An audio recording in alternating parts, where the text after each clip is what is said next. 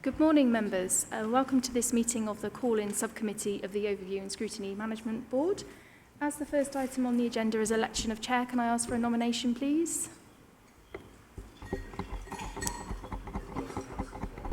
Okay, thank you. Seconded. And any other nominations?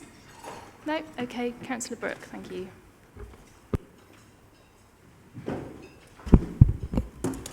Thank you. So, the agenda page. So, welcome to the meeting today. Just to ensure everyone's aware of the safety information, if the fire alarm goes off, then we collect outside the cathedral in amongst the UE graduates. And if anyone needs the toilet, the women's are on the right and the men's are on the left, outside in the area out there. So the procedure for the meeting, just to make sure everyone's aware and what the purpose of the meeting is, it's to consider a call-in for scrutiny from Councillors Negus, Hopkins, Kent, Hanson, Eddy on the Cabinet's decision on the development of buildings adjacent to the Harbour, which was made on the 2nd of July, because they believe that they have evidence to suggest that the Cabinet did not take the decision in accordance with Article 14 of the Council's Constitution. Please note that this meeting cannot alter the Cabinet's decision. That's a matter for Cabinet alone. The function of this call-in subcommittee is to review the way in which the Cabinet reached its decision, and the committee can come to one of three conclusions. It can take no further action, it can refer the matter back to Cabinet for Cabinet to consider further, or it can refer the matter to full Council for a wider debate. Can I now invite any declarations of interest? Nope. Okay, so just before we go on to public forum, just want to highlight that there's going to be a bit of a difficulty in this meeting between what can be discussed in open session and what can be discussed in closed. We obviously want to discuss as much as possible in open session, but where things are confidential, we may have to go into closed session. There's been details received over the weekend from Cordwell that have now means that some of their information is no longer considered exempt. Don't know if you want to explain any more about that at this point. So, members, the exempt appendix that was published with the Cabinet report contained information of a commercially sensitive nature in relation to the development agreement. Subsequent to that, however, you will have, as the Chair said, received an email over the weekend from Cordwell Development, and they have confirmed that they do not consider the information in that email to be confidential or commercially sensitive. So the information in that email is able to be discussed in open session. And any information that relates to that in the exempt appendix can also now be discussed in open session. I would remind members, however, that any information in relation to the other matter, in relation to the owner of the vessel, does remain exempt and should not be discussed in open session, and members should be very careful before they ask questions or respond to consider whether their question or response would be exempt, in which case we would need to go into exempt session. So can I suggest that you save any questions or responses in relation to that matter so that we can deal with it all in one, if needs be, towards the end of the process, if that's acceptable. Okay. Does anyone have any questions on that? Just want to make sure we're all clear. Everyone seems to be fine. Okay, so next we'll move on to public forum. I believe there's one public forum statement from Councillor Eddy, if you'd like to speak to that. Thank you, Chairman. Can I just say, I don't know when you plan to finish, so I may have to leave just before the end. I wish to express my shock and surprise over the Cabinet's decision to approve the purchase of the vessel now named in the press, together with its mooring licence. The published report relating to this item was silent on important details surrounding this proposed surprising acquisition. This was mainly due to the fact that the said barge and its putative cost were hidden under the familiar cloak of secrecy, which is often used to bury bad news or the classification of exempt information. I'm sure members would have been horrified if they had known beforehand about the circumstances of this case and the level of ineptitude by the council, whose officers may be responsible for creating this controversy. If nothing else, this call-in action has served to help shed light on a long-standing failure. This is what this process is designed to elicit: better and more transparent decision-making by the executive. So in and of itself, today's meeting and examination of this case is worthwhile. I'm conscious that under the Constitution, we cannot change or review or challenge the decision of the executive. But the figures involved, reported in the press, of 1.4 million for a barge really are quite staggering. Unfortunately, we are still constrained over what we can say and what has been released into the public domain.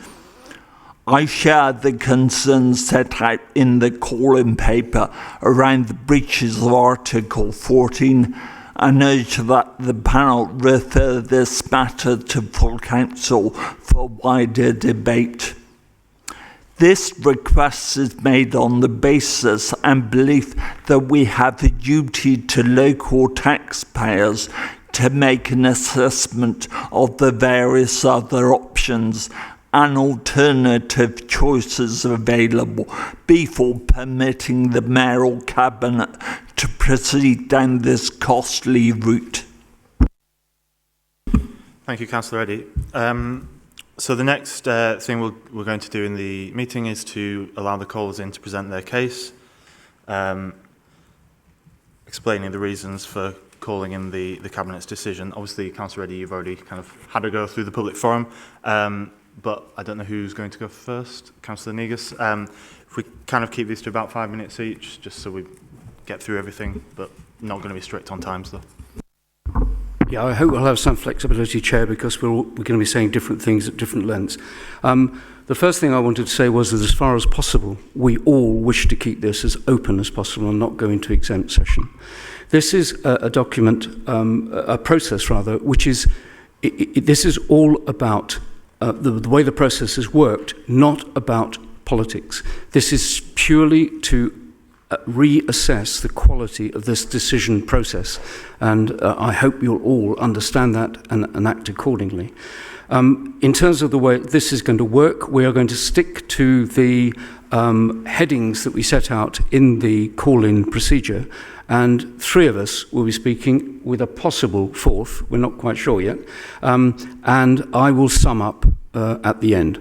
So with no more ado, I'll pass on to Councillor Eddy to talk about item A. Thank you.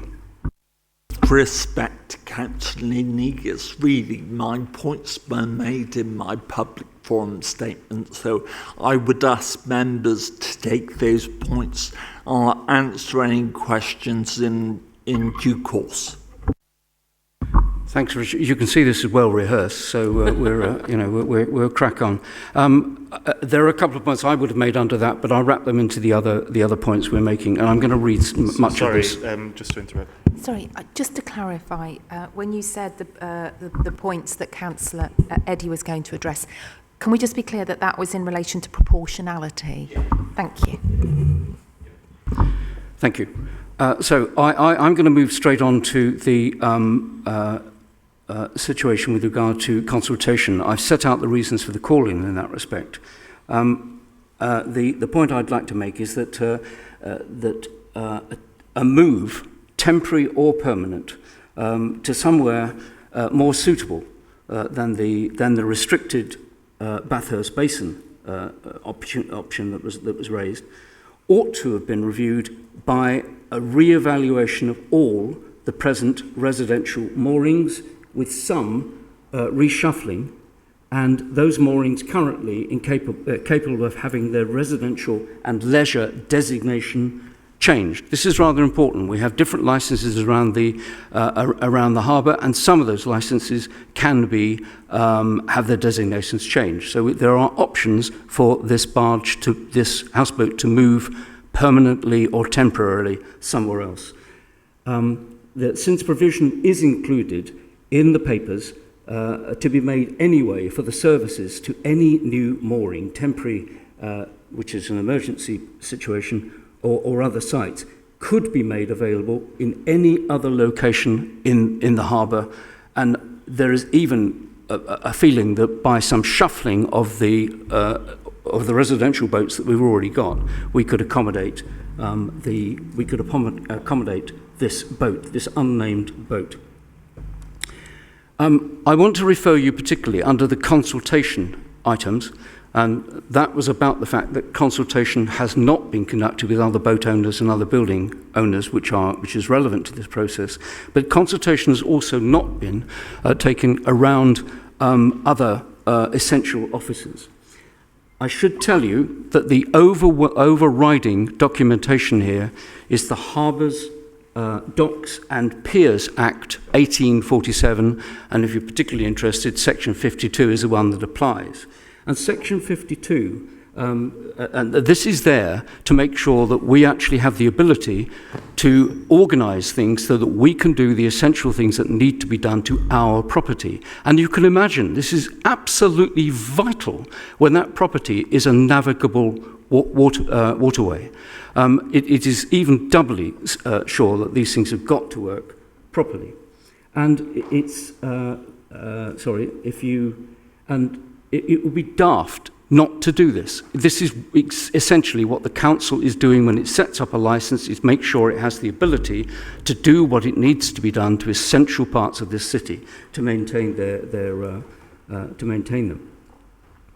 And the original 2002 license in item 12.1 sets it out very clearly. It says it's quite clear that if push comes to shove, the boat owner has to relocate. And in the latest license, 2009, for this particular owner, and I'm being very careful, Ms. Rollinson, it makes it even clearer that when such a thing is needed, the boat owner has to move and pay the costs. It is not optional. It is not forcible. It is not anything else. It's in those papers, and I'll read that section to you if it comes up, which of course it's not at the moment. There we are. Technology has failed me. No, there we go. If at any time for the better operation taking place in the city docks, or for the operational purpose, or for other operational purposes, or to facilitate development within the city docks, the council shall require the vessel to be moved from the berth. The council shall, except in the case of emergency, give 2 months' notice. I'm slightly proceeding this of such requirement, and that and on the expiry of the said notice, the licensee shall, at their own expense, forthwith remove the vessel to the alternative berth, and thereafter the alternative berth shall be called the main berth for the purposes of the license. Now that is perfectly clear. It seems that this document says that is contestable and that it's been challenged in law. That is something that was signed only 8 years ago. Absolutely clear as to what it's not just that the boat has to move. The boat actually has to move at the owner's expense, and that's in black and white. And that is not referred to in any of this documentation, which is astonishing. So the point about this is that we've really got two options here. One option is to get rid of that boat it by some way or other permanently, then make sure that development can continue as it was already, as it's been set up to do, or we don't move the boat and find some way of resolving the development issue. And one way of doing it might be what was suggested in the call-in papers, that we actually set that aside and look at it again as a process and accept the hit of the compensation, because the compensation is considerably less than the cost of doing what actually we don't want to do. That has not, that may be considered an opinion. The point of this call-in is that that should be something that is set out clearly in the documentation. It should have been a choice. It should have been presented as an option publicly, in my mind, but certainly, if not, then in an exempt. The only alternative given in the exempt papers only is forcible relocation. And I think I've explained quite clearly that forcible is not required. The owner is obliged under their signed agreement to make these arrangements themselves, so long as an alternative can be found. Now, what's come from Caldwell, and I will refer to this, and I have to tell you, I've had no contact whatsoever with Caldwell, and neither has anybody I know had any contact with Caldwell. But they've actually dropped into the laps of the OSM members exactly the reasoning behind this call-in. One of the principal reasons for calling in was saying that we had not considered the clear option of actually going back to square one and looking at this all over again. And that's, when I first heard this report, that's the first thing that occurred to me, completely out of the blue. And I'm sure it would have occurred to anybody else that had thought very seriously about this. Why was this not presented? It is not there in the papers. It has not been put to the people making the decision in a meaningful way. And I think that's regrettable. And it seems to me, as is so often the case with so many decisions, that a decision is sort of arrived at, and then the papers are arranged in a way to present that decision in the most preferable form. And that is not what we should be here for, and it's exactly why these sorts of decisions, when they've gone off the rails, should be considered by a call-in panel. So apart from some of the information in this report being wrong, very much of it is also, I have to say, misleading. And both of those things apply here. It's shot through with holes. In fact, if it were a boat itself, it would actually be a hole below the waterline. So this is something that we should not allow to go through without further consideration. Finally, and I suspect we will have to touch on I think we will have to touch on the numbers here. I think we will have to go into exempt session, because I don't think any of the questions that have come about can be answered without it. And that's regrettable, because this is about a balance. If it was 1 9/9 to solve this problem, we wouldn't be here. The fact is, it's a huge sum of money, and that sum of money is balanced against another sum of money which is going to be lost if an alternative proposal comes forward. So the figures are important. The build-up of those figures is important. If you read these papers, and I hope you have, because that's essential, you will see that one set of figures for all the work that needs to be done to bring forward the O&M shed as a development are actually stacked one way and then the other in the argument, so that they're all put in to the cost of what would be the downside of abandoning this contract. Caldwell disagreed with that. As a matter of interest, it's clear to me, if you read the papers, that you will probably also disagree with that. These figures are not meaningful. They are not arranged in a way that allows you to make the proper, allows members to make the proper decision. So that's at fault. There is, I think I've more or less covered on that one. I can go now, I think, straight into we need to do slightly in terms of openness. I think I've covered much of that in terms of what is and what is not in the papers. If this is going to be a decision which is made by members, they need to have the information presented in the right way. I think I'll leave it at that and then go over to fee, and then I will go over to Gary when fee has covered item item F. Thank you. My go then, Chair? Thank you. What I'll be addressing is point F, which is, does this deliver the best overall solution for our citizens? So you'll have seen the executive response, which blithely says, yes, it does. So looking at the Cabinet report, that's certainly not clear. So we turn to the exempt papers, which we've all looked at and seen. And I have to say they don't deliver all the hoped for information one would have wanted to see in order to justify this situation. There's an awful lot of missing figures here. Clearly, to the outside, no, to the man in the street, to the citizen of Bristol who'll be wanting to know why are we spending this amount of money on this particular vessel, you'll be looking at, well, what's the market value for it then? That information isn't there. There's a lack of documentation backing up a lot of the figures. There's the ransom strip argument. Well, that may well add a third of the value onto a figure, but if you don't know what the original market value is, that's a meaningless argument. There's no information backing up the jobs which are specified. Now, this is turning back to what Tom was saying at the beginning. This is not about whether this was the correct decision or not. It is about how that decision was arrived at. And looking at the information, even in the exempt report, which goodness knows we all looked at it going, hit right, maybe this will explain it. It simply isn't there. Speaking as somebody who would have to justify this to members of the public as well, this is not helped by what I believe to be the overuse of the confidential agreements here. There is so much information here that is exempt. It says here, revealing the sums paid to the owner will reveal information relating to the owner's finances, i.e. the sum that's been paid, I presume.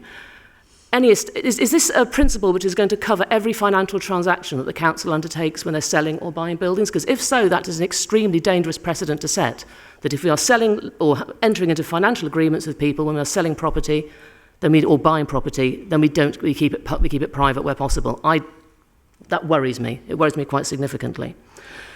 So essentially, yes, I mean, many of the points that other people have touched on, there's an element of over-exemption to these documents, which I don't like, and there's a lot of absent information. There's no indication as well of the potential sale value for the vessel once we do purchase it, which I looked for quite carefully and I couldn't find it. It's potentially the figure referred to that's going to be arrived at from the corporate capital contingency element, but I don't know. So since we don't know what the market value of the boat is, we don't know how much we're going to sell it for, how can we justify to the public what we're paying for it? It simply doesn't stack up. It tastes bad, this. We need more information before we can agree to this, I believe.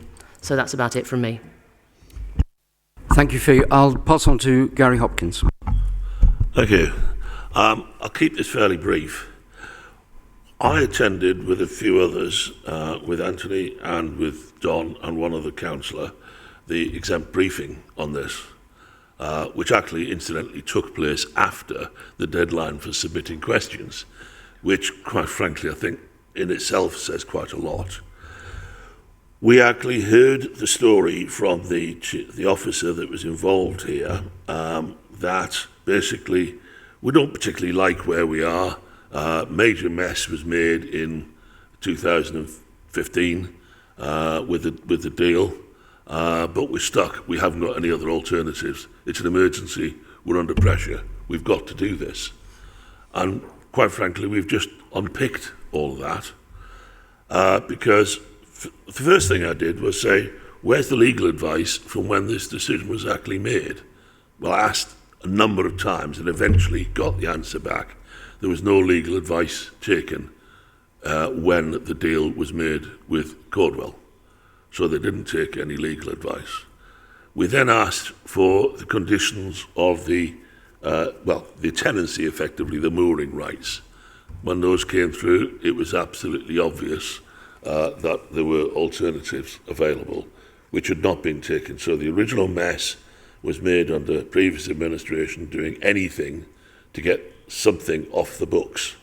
And that clearly was not done right. And I think there's a question mark about the legality of that decision taken by the previous administration.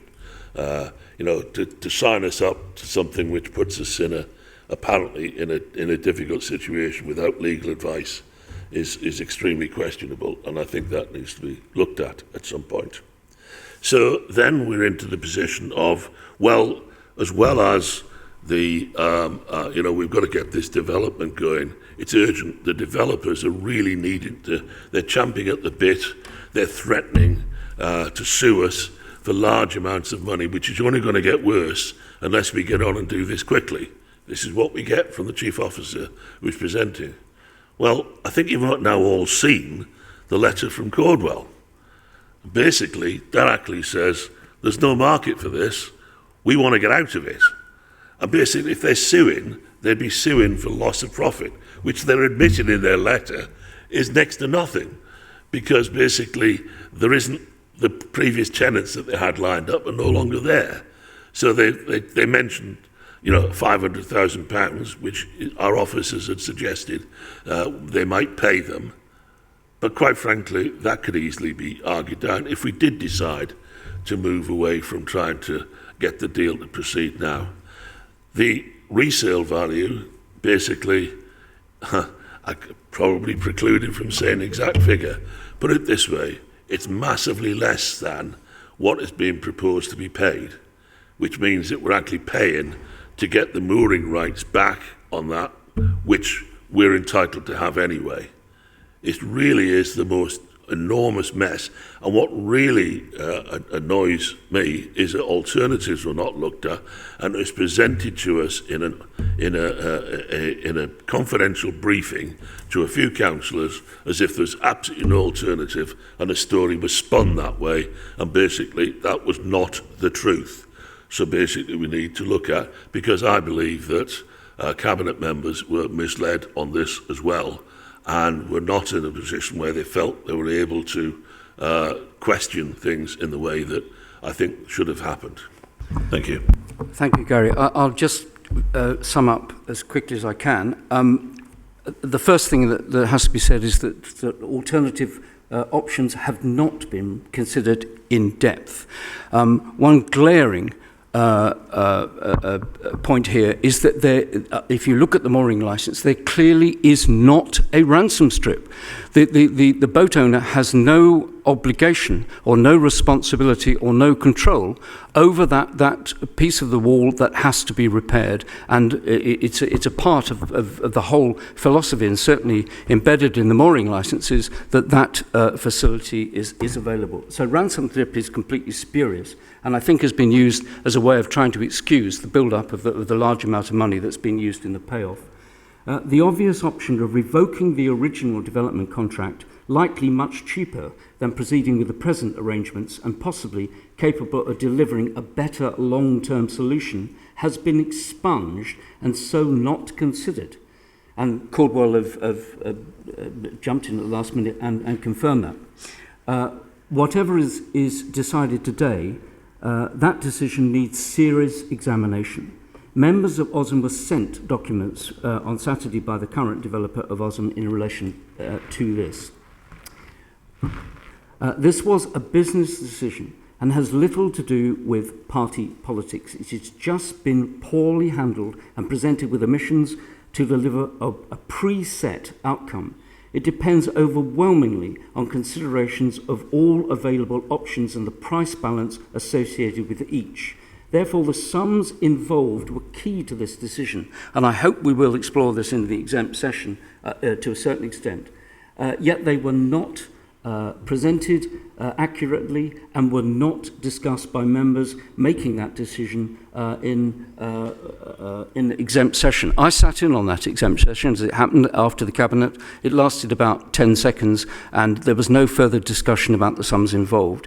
The worrying thing here is that we are not, we are truly not presenting the options to members and to the public. And I think Gary also only appreciated what was going on here when we saw the exempt papers. The exempt papers are much more full and tell a much more complete story than does the documentation that went to Cabinet upon which the decision was based. Although I realise that members see the exempt papers, it was certainly not made public, and I think that's woeful.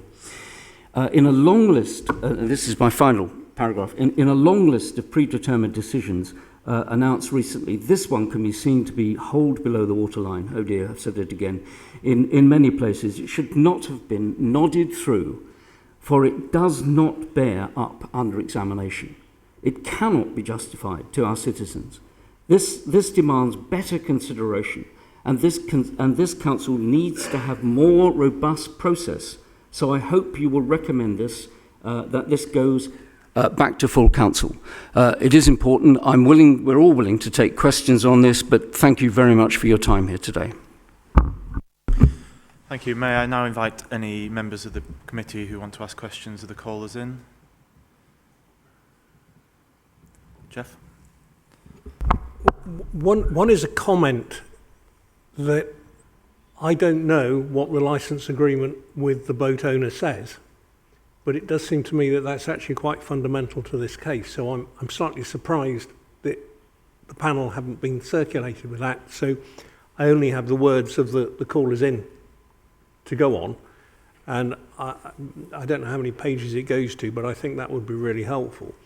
The question I had for Anthony was, you were talking about figures, Anthony, and I just want to understand, are you talking about the figures in the Cabinet report, or figures that you were given in the exempt report, or figures that you were given in the exempt briefing?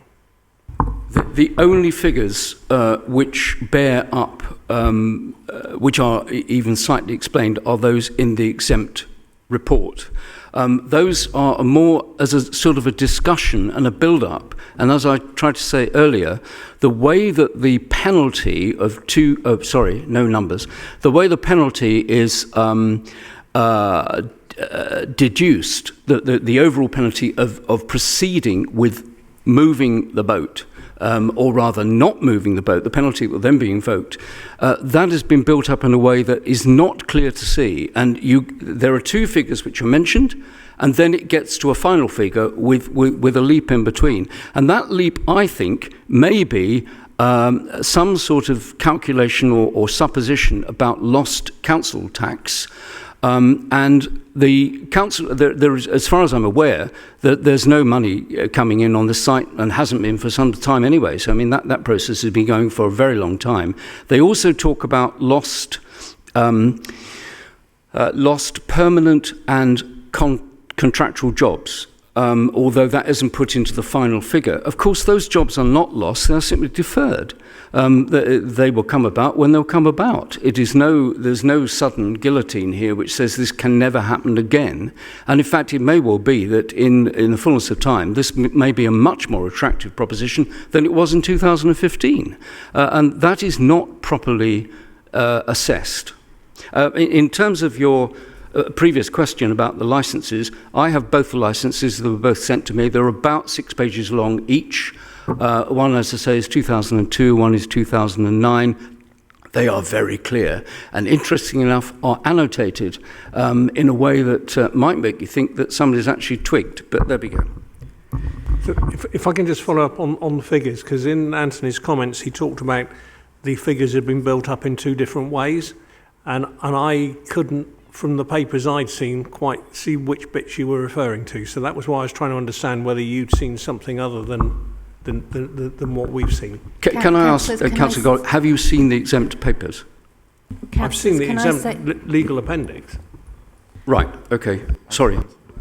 Sorry, I think this is probably best left for a detailed discussion in an exempt session, if we're going to get into how figures have been built up.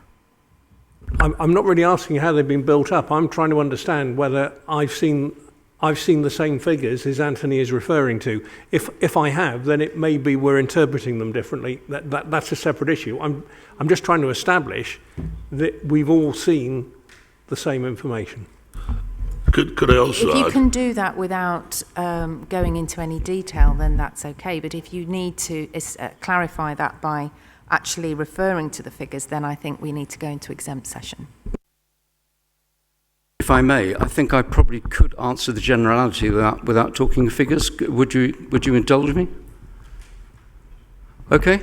The figure is built up from the what's left over from the mooring license, a value of the vessel. There are legal charges involved. There's also stated a ransom strip sum of money, which is quite considerable. And I've tried to argue earlier that the legals are fairly, are not certainly all down to Bristol City Council. And in fact, if you look at the legal agreements, quite clearly Sorry, they we're are. just looking at trying to establish that the same information has been seen. That's all we're doing at the moment. No, the information is not in the main papers. The information on the build-up of the costs is only in the exempt papers. So you're talking of Appendix I. Well, there is only one appendix. Yeah, There's only yeah, the main. no, there's only the cabinet paper, which is as long as incredibly those are the figures short. you've seen, then I'm happy with that response. Okay, that'll do. Are you happy, Jeff, to move on? Yeah. And anyone else want to ask a question? Paula? I had a couple of questions. Well, I thought a lot of what you said is very interesting, Anthony. I thought certainly, you know, I had the same question about the licence, and it seems crazy for us to be going ahead and making decisions without seeing the licence. Because if you're asserting that the full legal the full range of legal options wasn't used, I think what we're here to do today really is to try to decide about the decision that was made at the time and about the advice. So I sort of think that I'd like to see that now. Can I, sorry to carry on about exempt information, but any discussion about the legal implications of the licence also does need to be an exempt section. Well, could we see it in an exempt section? Does anybody else think it's worth seeing? Yes. Can I answer that, please? I don't think that's the right question. I think the right question is whether or not this decision was made with the people making the decision being fully aware of the implications and having the correct advice about those licences. I hear you. Whether you should see them or whether I should see them is another matter, but we're here today in the call-in simply to talk about process, and that's the fault. So Anthony is right that we are here to talk about the process, obviously, and if you want to push on the seeing the licences, then I might suggest that that's something you could direct to the Deputy Mayor and the officers when we get to that point. Well, I suppose what we want to see is have they seen the information that was in the licence and was it properly? And that's something we'll be able to ascertain when we question them. Don, I see your hand up. Yeah, the negotiations to... I mean, this is obviously, these sheds are an eyesore in what's a beautifully developed part of the city. They're also quite dangerous if some homeless person was to set up home in there, get in there one night. It's really important we get them solved. Negotiations have gone on 12 years. I wonder, really, Anthony, perhaps you could tell us how, you know, in 2011, when you were in charge of property, and it was in your portfolio, why didn't you have that boat removed if the licence allowed it? Because at that time, Don, and I don't think this is relevant at all, but if you want to ask that question, I'm bound to answer it. Because at that time, we were trying very hard to get that site away. It was at that stage in a very, actually then, not a totally determined problematical state. We didn't quite know why it was happening, but we were trying to get it away at that stage. It didn't get away, and the deal wasn't done until 2015, and much of, I suspect the background here is about the quality of that deal, for which nobody in this room is responsible. But actually, that's possibly not quite true. But it was the same mooring licence then, because it was brought in 2009, you said that. But we weren't trying to move the boat then. The mooring licence, the point I'm trying to make, and in fact at Cabinet, I actually made the wrong point. I assumed that that there wasn't a decent legal agreement to support this. In fact, now having seen the documentation, there is a decent legal agreement. The licence is quite straightforward. And had we wanted to have moved the boat at that stage, we could have, under that licence, it could have been moved temporarily after 2 months' notice at their cost. There was no issue in 2011. The issue has only come about now because of misinterpretation or a decision to go ahead with a particular decision which is not backed up by the documentation. But it had been going 4 years, the negotiations over the O&M shed, and nothing happened by then, by your time, and during your time. Are you talking of between 2015 and 2019? Sorry, yeah, we are here to discuss... I think we're going round in circles a bit on that one. Any further questions from the members? No. In that case, let's move on to inviting the strategic and service directors and the deputy mayor to explain the background to the decision. I don't know who's going to speak.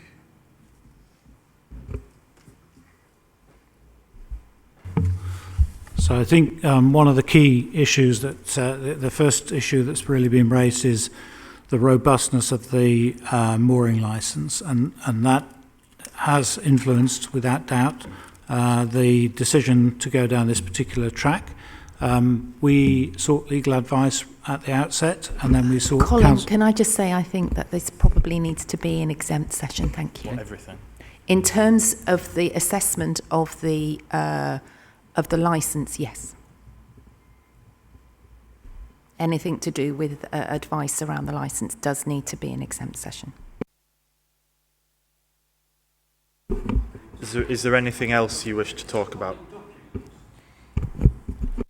The licence itself is a public document, but the legal advice and the assessment of the strengths and weaknesses of the licence is a separate matter, and may be something which prejudices any potential legal proceedings.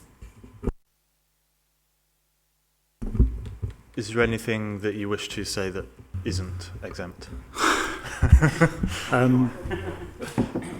I mean, I think the other thing, perhaps just to pick up on it, is the issue about where else in the harbour could the boat be accommodated, and the harbour master, property colleagues have been involved in this all the way through for many years.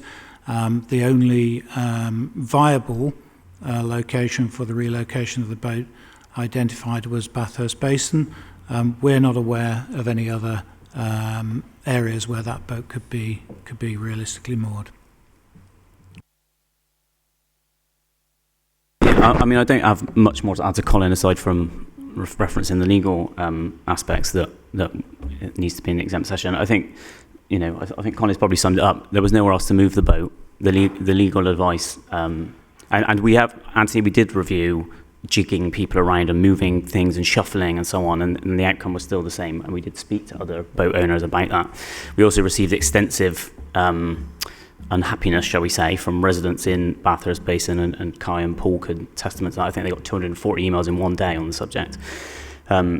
So we have at length considered where else we could move the boat.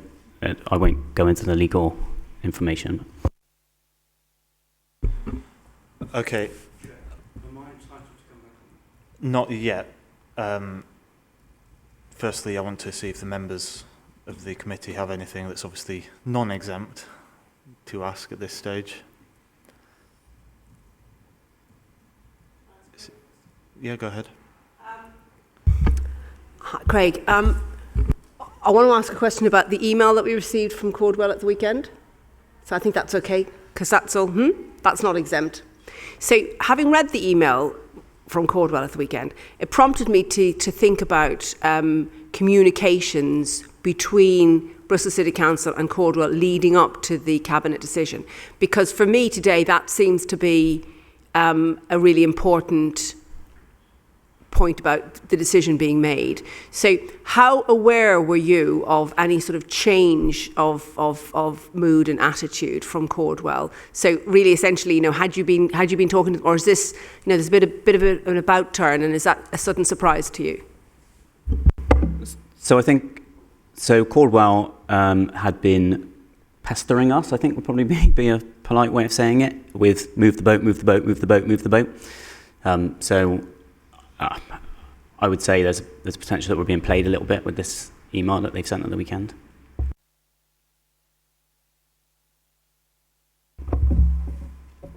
Well, potentially in the exempt session, maybe not Harriet. Harriet?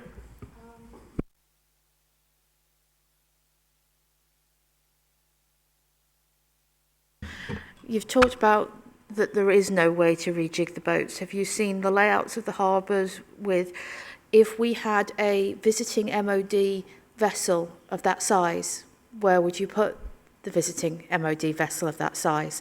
What sites have been looked at, and have people been creative with the options of where to put the boat in question above and beyond Bathurst Basin?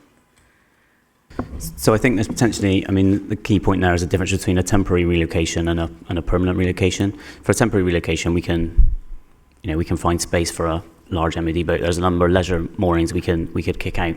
That's a lot more difficult when it comes to a permanent residential spot for a boat of that size, which are very limited options in the harbour. Even if we move, if we took 2 spaces, it can't be reconfigured. We looked at length of this. I'm sure the team can talk more about that, but that was considered. Paula? I know that the Ellen has been moved, and that was quite controversial, but that got planning application. So I wondered, did you take that into account when, I know that the whole bit about moving the Ebenezer preceded the application?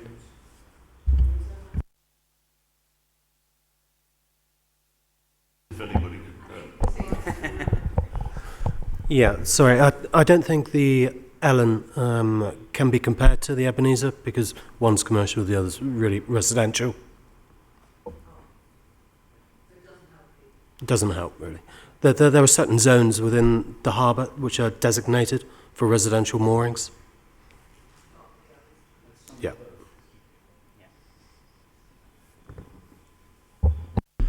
Jeff?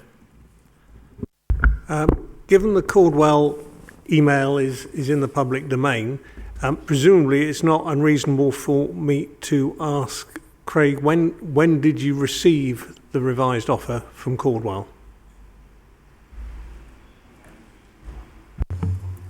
So I think it came in at, I think it was something like midnight on Friday, something like that. I haven't got the actual email in front of me, but it was over the weekend, wasn't it? It was very late. Early Saturday morning, was it? So we received it the similar time to you receiving it? I received an email from Caldwell, similar email on Friday afternoon, and I think everybody else received it on Saturday morning. Right, okay.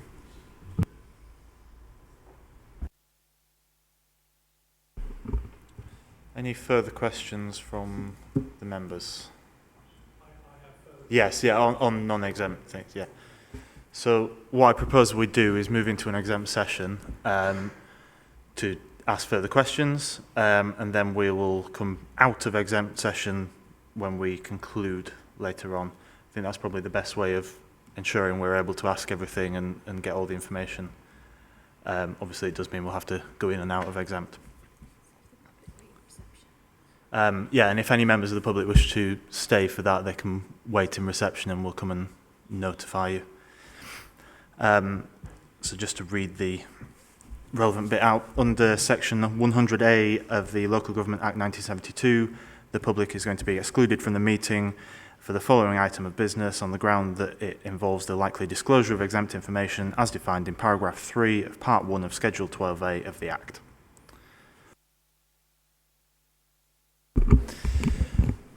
Okay, let's get started again. So noting now that we're back in public session, for the benefit of the members of the public, just to bring it up to date, we've had a discussion with the callers in and with the officers and the cabinet member about the issues raised, and we've also begun our discussion between the members of the committee, talking about things that could only be discussed in exempt session.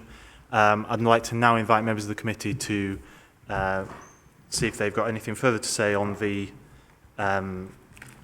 matter, obviously noting that we're here to review the way in which the decision was reached, specifically against the issues that the callers in raised, that of proportionality, consultation, presumption in favour of openness and clarity of aims and desired outcomes. Would anyone like to contribute anything? Jeff. Well, I shall reiterate briefly the comments I made earlier. I believe that the discussions we have had have indicated that there are significant items of information which could have been presented differently and could have been presented with a more appropriate and more open information, and that there were aspects of the confidential legal advice which I've already highlighted flaws within that, and on that basis I do not see how any member could consider that the decision should stay as it is, and I believe we should recommend that it should be referred back to Cabinet with a fully expanded legal appendix that provides the information up to date, correct and complete in such a way that the decision can then be taken. Thank you, Jeff. Would anyone, your microphone, would anyone else like to contribute anything? Paula? Obviously, I've listened to what Jeff said, and I know, just to reiterate again what I said in the exempt session, and maybe to add a second point, it could get sent back to Cabinet. It wouldn't be the end of the world. But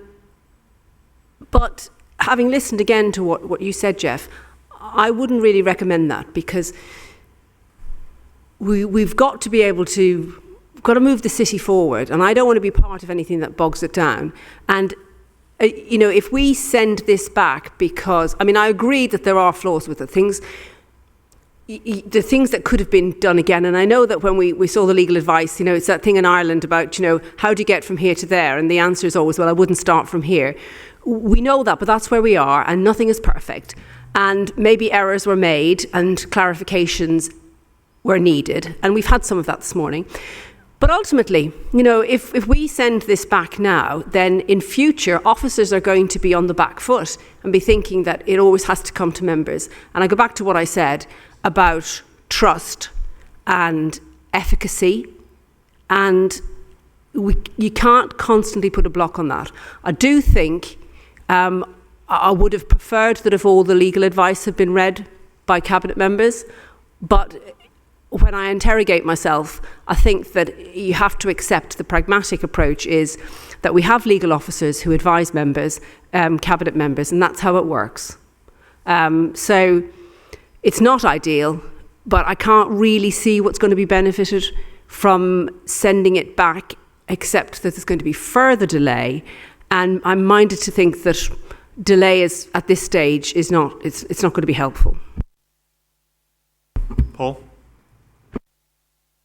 Obviously, we're not here to revisit the original decision, and that there's been a huge amount of factors, problems, issues that have come up and been dealt with over years.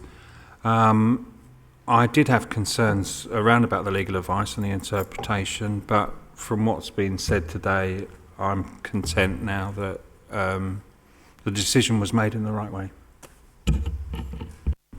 Thank you, Paul. Would anyone else like to contribute? Don? Very happy to agree with Paula and Paul on that. Yeah. Okay. Seems as though... Oh, go ahead, Don. Could I make a proposal? Yeah. Can I just check that the others who've not spoken don't want to add anything? No. Okay, go ahead, Don. In that case, I propose that we take no further action.